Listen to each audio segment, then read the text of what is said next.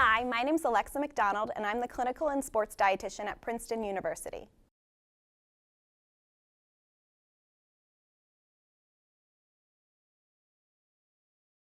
For starters, breakfast and consistent meals before race time are key on these days.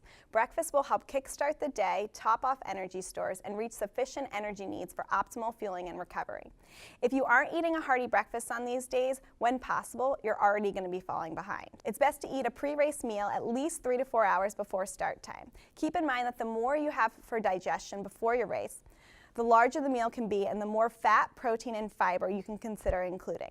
If eating your last meal more than 3 to 4 hours before your first race, I often suggest a carbohydrate-based snack as tolerated within 30 minutes before your race start. A sports drink, sports gummies or gels, or plain crackers are a great option at this time. Also, don't forget to hydrate. 17 to 20 ounces of water 2 hours prior and another 10 ounces 15 to 20 minutes before should be sufficient to get you started. As always, sports drinks are a great way to meet both fueling and hydration needs before and in between races, especially when tolerance may be a concern. This table outlines weight-based recommendations for pre-competition carbohydrates, proteins, and calories. For in-between competitions, it's important to give yourself as much time for digestion as possible before the next race. Therefore, this next step should be put into action as soon as tolerated, after your initial competition. If tolerance is an issue, a sports drink is a great choice to get the process started sooner. At times of quick refueling, aim for items with mostly carbohydrates, a little bit of protein, and ideally more than 200 calories when you can tolerate it.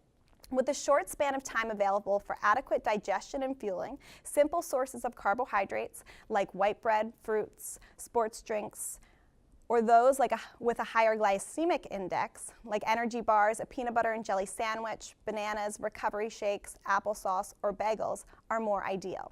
Emphasis should be on carbohydrates with a small accompaniment of protein, only when and if tolerated. Again, don't forget to hydrate. 15 to 30 ounces or 5 to 10 ounces every 30 minutes, as tolerated, in between sessions should be sufficient to keep you ahead of the game. Another tactic for ensuring adequate hydration between races would be to track typical weight loss during the first competition length. Recovering is able with 16 to 24 ounces per pound typically lost and another 10 ounces 10 to 15 minutes prior to the next competition. Glycogen stores actually empty faster during dehydration, so replenishing fluids between competitions is essential for establishing adequate energy stores before the next event. And remember, tolerance and knowing your tolerance and body when it comes to your sport is going to be key in this. It could be the best sports nutrition tip out there, but if you can't tolerate it, then it's not going to work for you.